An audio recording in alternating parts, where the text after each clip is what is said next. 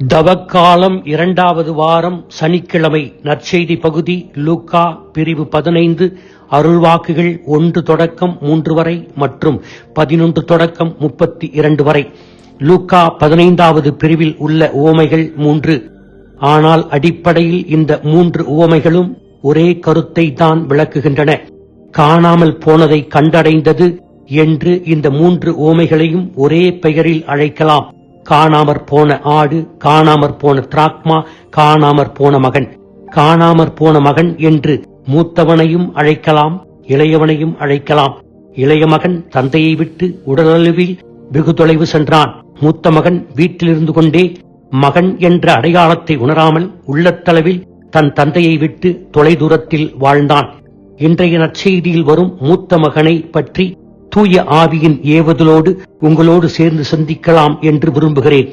இளைய மகன் செய்த பாவமும் தவறும் வெளிப்புறமானது, எல்லோருக்கும் தெரியும். ஆனால் மூத்த மகன் செய்த பாவம் உட்புறமானது, யாருக்கும் தெரியாது. மூத்தவன்தான் மிகுந்த ஆபத்தானவன். பரிசேயர்களைப் போல நம்மில் அறுதி பெரும்பான்மையினோர், நான் உட்பட மூத்தவனாகவே வாழ்கிறோம். மூத்த மகன் செய்த தவறு என்ன? அவனிடம் இருந்தது மனக்கசப்பு, அதிருப்தி, வெறுப்பு. மூத்த மகனிடம் இருந்த மனக்கசப்பை 3 நிலைகளில் சிந்திக்க அழைக்கிறேன். 1. மனக்கசப்பின் வேர் எது? 2. மனக்கசப்பின் விளைவுகள் என்ன? 3. மனக்கசப்பிற்கு தீர்வு என்ன? மனக்கசப்பின் வேர். மனக்கசப்பின் வேர் எல்லாவற்றுக்கும் உரிமையுடையவன் நான் தான், எல்லாவற்றிற்கும் தகுதியுடையவன் நான் தான் என்று கருதுவது, நான் மட்டுமே தகுதியானவன் என்கின்ற உணர்வு பொறாமையினாலும் தற்பெருமையினாலும் இருமாப்பினாலும் வருவது. நான் எதற்கு ஆசைப்படுகிறேனோ அதற்கு தகுதியானவன் நான் மட்டுமே, என்னை தவிர வேறு யாரும் இல்லை. நான் கொடுக்கின்ற இந்த சிந்தனைகளை தியானிக்க உங்களை தயை கூர்ந்து கேட்டுக்கொள்கிறேன். இந்த விளக்கத்தை கேட்கும் முன் லூக்கா 15வது பிரிவு 25 32 பகுதியை படியுங்கள். பிறகு இதனை கேளுங்கள்.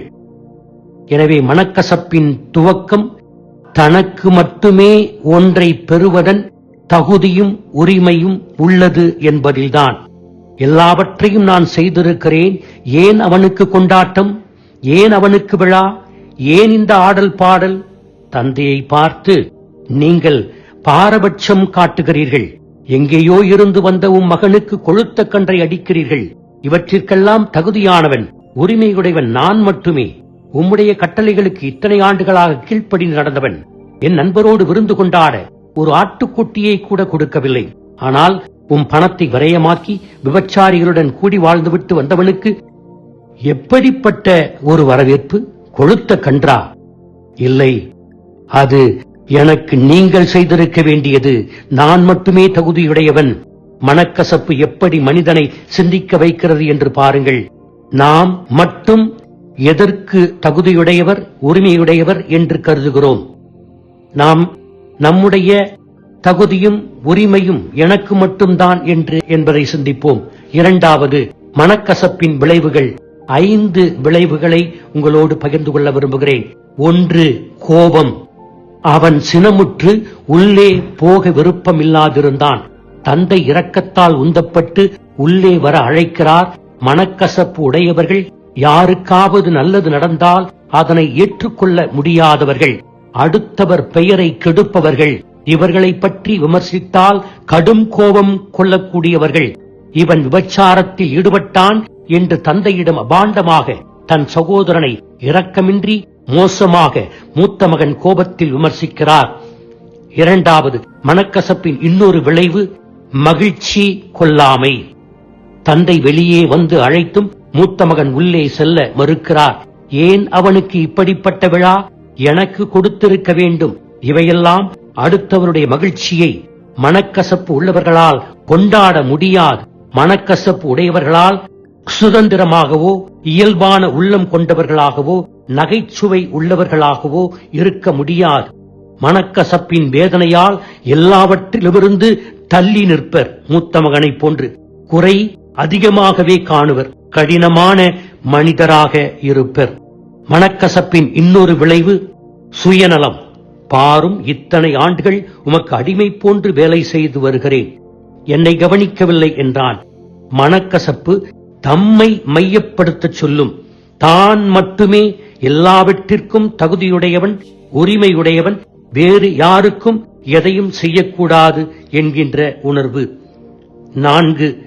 மனக்கசப்பின் இன்னொரு வெளிப்பாடு கடமை உணர்வு உள்ள கீழ்ப்படிதல் உள்ள ஒரு மனோபாவம். இத்தனை ஆண்டுகள் நான் அடிமை போன்று வேலை செய்து வருகிறேன். மூத்த மகன் பயன்படுத்துகின்ற வார்த்தைகள் மகனுக்குரிய இயல்போடு பேசாமல் வேலைக்கார மனோபாவத்தோடு பேசுகிறான். நான் அடிமை போன்று வேலை செய்கிறேன். மகனாக அவன் அங்கே உணரவில்லை. இத்தனை ஆண்டுகளாக நான் அடிமை போன்று உமக்கு வேலை செய்து வருகிறேன், மகன் என்ற அடையாளத்தை இழந்து அவன் பேசினான். மனக்கசப்பின் இன்னொரு விளைவு உறவுகள் உடையும். பாரும், இத்தனை ஆண்டுகள் உம்மிடம் அடிமை போல வேலை செய்கிறேன். ஆங்கிலத்தில் look, these many years I worked. தந்தையை மதிக்காத வார்த்தைகளை பயன்படுத்துகிறான். இளையவனுக்கு நீர் விழா எடுக்க நீர் எடுத்த முடிவு தவறானது என்று தந்தையின் உறவை முறித்துக் கொள்ளுகிறான். இந்த மகன் திரும்பி வந்தவுடனே என்று தன் சகோதரன் என்று சொல்லாமல் உறவை அங்கேயும் முறித்துக் கொள்ளுகிறான். இப்படிப்பட்ட குணாதிசயங்களை மனதிலே மறைத்துக் கொண்டு மூத்த மகன் நல்லவன் போல கடமையை செய்வதிலும் கட்டளைகளை கடைபிடிப்பதிலும் ஈடுபடுகிறான். இளைய மகன் செய்த பாவம் உலகிற்கு வெள்ளிடை மலை. மூத்த மகன் செய்வது இருட்டின் செயல். இருட்டு யாருக்கும் தெரியாது. கோபம், மனக்கசப்பு, சுயநலம், மகிழ்ச்சியாக அடுத்தவருடைய மகிழ்ச்சியில் பங்கு கொள்ளாதது, கர்வம், இருமாப்பு, வைராக், இவையெல்லாம் யாருக்கும் வெளியே தெரியாது. இப்படிப்பட்டவர்கள் ஆபத்தானவர்கள். மனக்கசப்பிற்கு தீர்வு: 1. நன்றி. 2. நம்பிக்கை.